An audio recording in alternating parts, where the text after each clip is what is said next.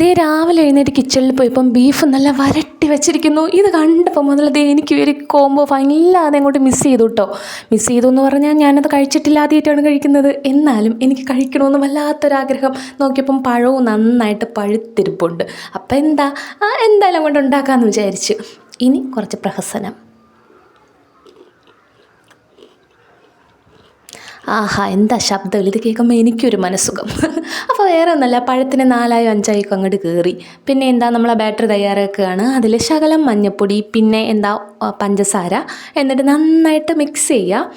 പിന്നെ വേറെ ഒന്നുമില്ല, പഴം എടുക്കുക, മുക്കുക, പൊക്കുക, അങ്ങോട്ട് വറുക്കുക. സോ സിമ്പിൾ, പെട്ടെന്നായിരുന്നു എല്ലാം. അങ്ങനെ ഞാൻ എല്ലാം നല്ല വറുത്തെടുത്തിട്ടുണ്ട് കേട്ടോ. അടിപൊളിയൊരു നല്ല ബബിൾ കുട്ടന്മാരായിട്ട് വന്നിട്ടുണ്ട്. നല്ല ടേസ്റ്റായിരുന്നു, വെറുതെ പറയാമല്ലോ കേട്ടോ. അപ്പോൾ നിങ്ങൾ എന്തായാലും ഒന്ന് ട്രൈ ചെയ്ത് നോക്കൂ ഈ ഒരു കോംബോ കഴിക്കാത്തവരാണെങ്കിൽ. അപ്പോൾ പിന്നെ ബൈ.